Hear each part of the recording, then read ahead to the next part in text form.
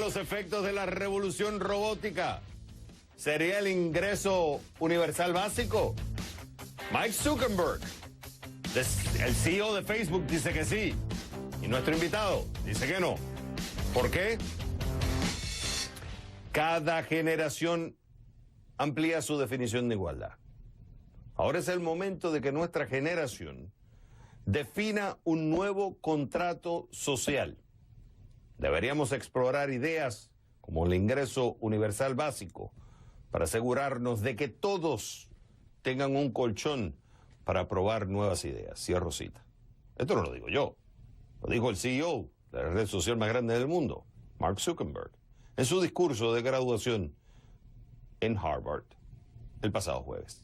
Ojo, Zuckerberg no es el único en hablar del ingreso universal básico. Elon Musk es el fundador de Tesla.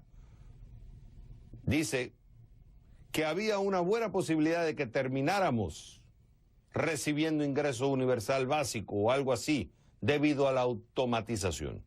Se habla mucho de este tema en Silicon Valley. No es una idea nueva. El reconocido economista del libre mercado, Milton Friedman, fue quien dio inicio a esta idea de un ingreso garantizado después de la Segunda Guerra Mundial. Y ya hay países que están poniendo a prueba programas que garantizan un ingreso a desempleados o personas de bajo ingreso. Piensa el caso de Canadá, Finlandia.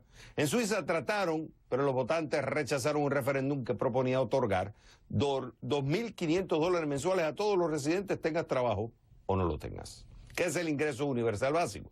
Es un ingreso garantizado para cada persona sin importar la edad, riqueza, situación laboral, localidad o el tamaño de la familia. En otras palabras, significa que todo el mundo recibe un pago garantizado, trabajen o no. ¿Por qué hablar del ingreso universal básico? La preocupación es el efecto de la revolución robótica que está automatizando empleos, generando más empleos por un lado y también generando más desempleo entre aquellos que están siendo desplazados. Con el ingreso universal básico dicen que esto daría a los trabajadores una estabilidad financiera por la posible pérdida del empleo debido a la automatización o la robotización de los trabajos. También ayudaría a reducir la desigualdad de los ingresos.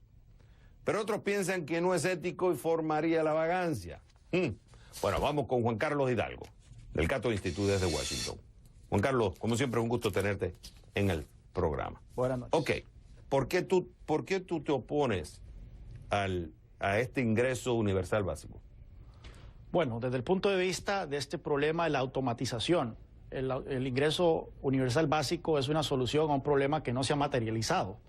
Desde la revolución industrial, hace más de 200 años, hemos oído advertencias de que las máquinas van a acabar con el trabajo y que vamos a terminar entonces con grandes masas de gente desempleada que no va a poder sostenerse a sí misma. Y nunca se ha materializado estas advertencias, todo lo contrario, más bien más automatización ha traído más especialización, más productividad y más riqueza.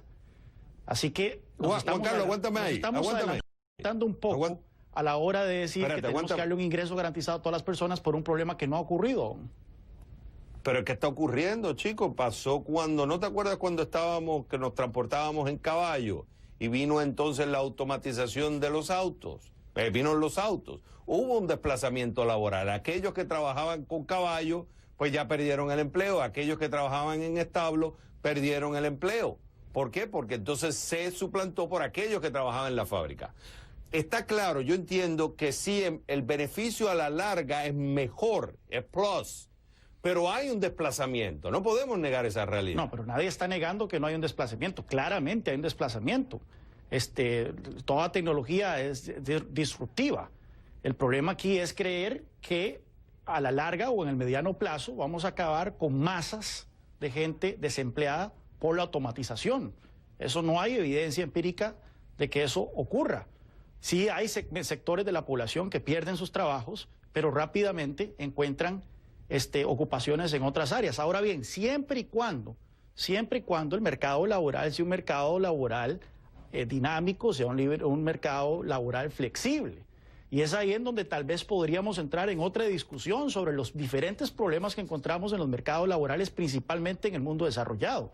Por ejemplo, aquí en Estados Unidos, según la revista The Economist, un cuarto de las ocupaciones no calificadas requieren de una licencia de ocupación. Es decir, si yo quiero cortar pelos, si yo quiero ser florista, si yo quiero ejercer una labor que no es una labor profesional, yo necesito una licencia, necesito un permiso del Estado que muchas veces cuesta miles de dólares conseguir y muchas veces cuesta varios años de práctica. Eso quiere decir que el mercado laboral es inflexible y entonces sí podríamos ver un escenario en que gente, por ejemplo, conductores de camiones pierdan su trabajo por la automatización que se ve venir en esa industria y que no puedan fácilmente encontrar una ocupación porque requieren de licencias, de permisos y demás. Ok, pero hay un argumento que dice no, que crearía la vagancia. Ya de por sí los programas sociales están creando vagancia. Hay muchos que están dependiendo de esos programas sociales. Aquí tengo un argumento de uno del American Enterprise Institute, que es libertario, Charles Murray, dice, oye, quita entonces todos estos programas sociales, quita el Seguro Social, el Medicare. Tú sabes que hay un serio problema con el Seguro Social. Quita el Seguro Social, quita el Medicare, quita los subsidios a las casas, quita todos esos beneficios que se dan y dale entonces mejor a las personas un cheque mensual. En la medida que va incrementando el ingreso, va disminuyendo ese cheque, pero dáselo de por vida porque de por sí ya lo estás dando en estos servicios sociales. Y así lo que haces, ahorras la diferencia porque en la medida que tú incrementes la población y estos gastos públicos, estás creando una carga mayor y que de por sí estás creando un mantengo. Sustitúyelo con el ingreso básico universal. Primero que todo, las burocracias no funcionan así. ¿Cuándo fue la última vez que un departamento federal o una agencia del gobierno fue clausurada? O sea, hay que irse casi que a 1900, a finales de los años 70, cuando una agencia de aviación fue clausurada, si bien recuerdo. Lo que vendría a ocurrir en la práctica es que el ingreso básico universal va a venir a constituirse en un nuevo entitlement, en un nuevo programa social por encima de la seguridad social, por encima del Medicare, por encima del Medicaid, por encima de los food stamps, y al final de cuentas terminamos entonces con más gasto, más gobierno y más parálisis gubernamental. Aún así, si lográramos en ese escenario quimérico, en verdad, sustituir todos los programas sociales por un ingreso básico universal, ese ingreso básico universal únicamente sería de $6,000, que con $6,000 es un ingreso que no saca a nadie de la pobreza y más bien empeoraría el estatus, principalmente la gente que depende de la seguridad social, que recibe más de $6,000 al año. Así que para que un ingreso básico universal haga la diferencia, tendría que ser mucho más alto y eso significaría impuestos mucho más altos y eso significaría entonces un daño mayor a la economía. Ok, me quedan 10 segundos. Entonces, cuando Mark Zuckerberg dice que el nuevo contrato social que deben hacer los millennials es buscar el ingreso básico universal, tú, Juan Carlos Hidalgo, de Cato Institute, dice ese no debe ser el contrato social. No, a mí me genera escalofríos esos llamados a nuevos contratos sociales. Eso me suena muy como Revolución Francesa. Sí, Rousseau, ¿sabes que cuando lo leí pensé lo primero? Rousseau. Juan Carlos Hidalgo del Cato Institute desde Washington, como siempre, es un gusto tenerte en el programa. Buenas noches.